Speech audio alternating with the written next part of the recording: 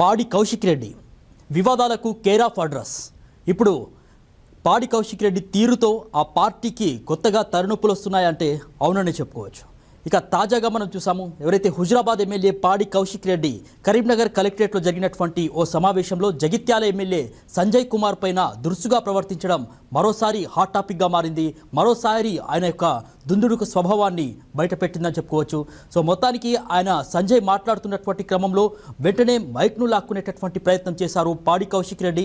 So ఈ క్రమంలోనే మరి ఆయన పైన దురుసుగా కూడా ప్రవర్తించారు. ఇక పాడి కౌశిక్ రెడ్డి పైన పోలీసులు కూడా 3 కేసులు నమోదైతే చేశారు. ఎందుకంటే ఇక్కడ కలెక్టరేట్లో జరిగినటువంటి రసభాషకు సంబంధించి మరి సంజయ్ కుమార్ పైన, ఎమ్మెల్యే సంజయ్ కుమార్ పైన ఆయన దురుసుగా ప్రవర్తించారు అని చెప్పేసి సంజయ్ కుమార్కు చెందినటువంటి పిఏ కూడా కేసు పెట్టడం జరిగింది.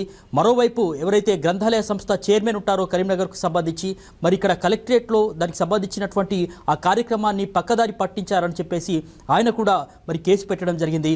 మరోవైపు చూసినట్లయితే కనుక ఆర్డీఓ కూడా పాడి కౌశిక్ రెడ్డి తీరు పట్ల మరి అసహనం వ్యక్తం చేస్తూ ఆయన కూడా కేసు పెట్టడం జరిగింది. సో మొత్తానికైతే ఇట్లా 3 కేసులు అయితే నమోదయ్యాయి పాడి కౌశిక్ రెడ్డి పైన.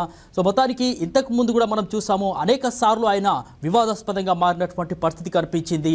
అరికెప్పుడు గాంధీతో కావచ్చు, మళ్ళీ ఇప్పుడు సంజయ్ కుమార్తో కావచ్చు, మరోవైపు పోలీసులతో కావచ్చు ఆయన దురుసుగా ప్రవర్తించడం అనేది మరి పార్టీకి కూడా, బీఆర్ఎస్ పార్టీకి కూడా ఒకంత తలనొప్పిగా మారిందని చెప్పేసి గుసగుసలు వినిపిస్తున్నాయి. సో మొత్తానికి ఈ వ్యవహారానికి సంబంధించి ఎవరైతే సంజయ్ కుమార్ ఉన్నారో, ఎమ్మెల్యే సంజయ్ కుమార్ స్పీకర్ కూడా ఫిర్యాదు అయినట్లు తెలుస్తోంది.